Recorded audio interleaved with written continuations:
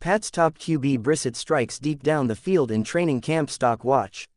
Though the Patriots went through their first fully padded practice on Monday, their offense didn't exactly seem as though it was moving in the right direction in terms of being ready for meaningful football.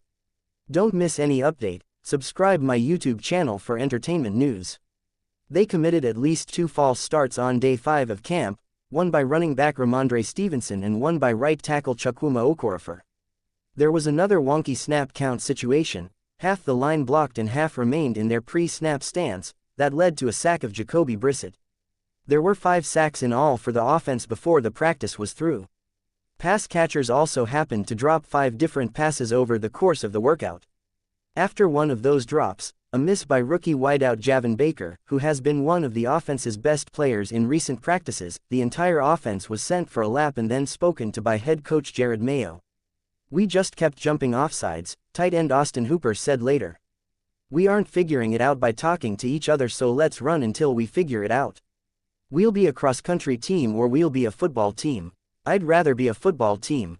It wasn't all bad for players on that side of the ball. The offensive line held its own during a one-on-one period, and starting quarterback QB Brissett had one of his best days of camp.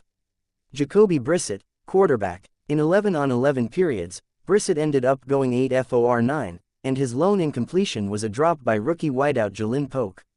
Late in the practice, the veteran quarterback heated up by hitting Javon Baker for an explosive gain down the right sideline. It appeared as though Brissett got the defense to go offsides and then used the free play to take a chance on a jump ball to the rookie.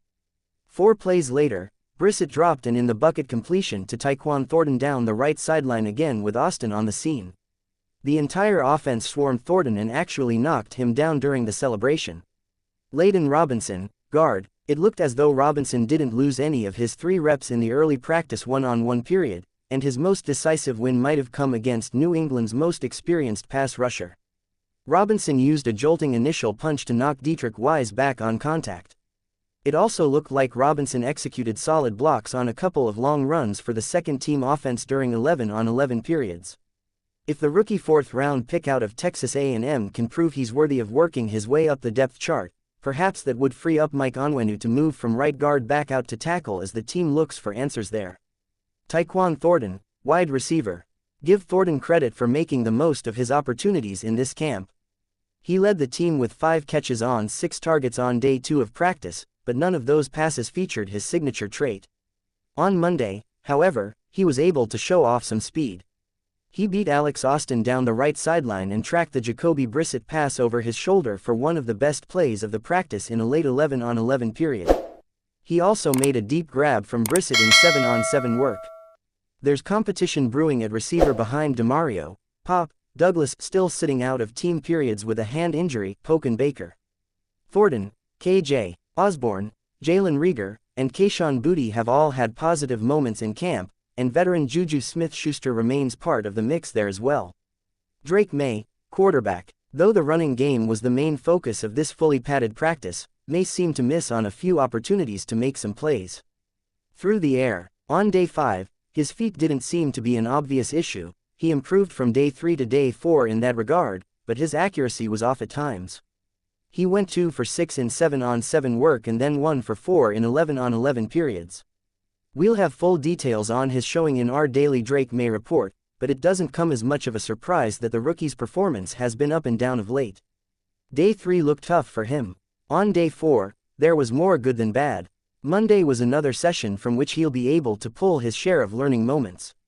Josh Uche, linebacker. With Christian Barmore out recently diagnosed with blood clots and Matthew Judon looking like a hold-in on Monday, the pass rush talent on the Patriots' defense was considerably thinned. It got even thinner when Uche got into it after the whistle with right tackle Chuck Okorafor and was quickly sent off the field and back to the locker room. Uche has shown in the past that he can be a factor on 3rd downs. He had 11.5 sacks in 2022, but the Patriots need him to keep himself on the field as much as possible in camp given the fluctuating nature of the availability of their top pass rushers. Mitchell Wilcox, tight end.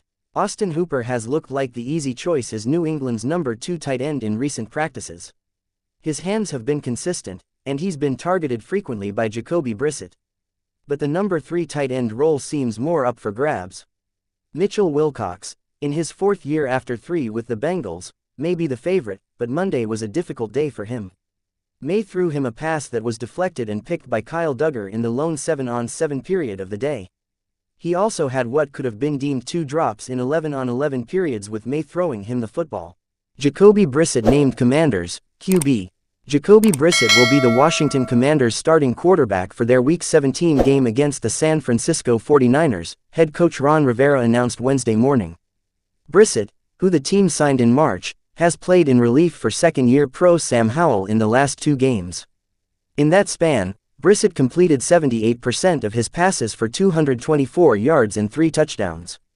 The decision to put in the veteran over Howell comes after the young quarterback, as well as the Commanders' offense as a unit, has struggled against a string of the NFL's most talented defenses. Howell, who showed promise in the first half of the season, has had a particularly difficult time. Over the last 5 games, a stretch most considered to be Washington's most difficult this season, he's thrown just 2 touchdowns compared to 8 interceptions.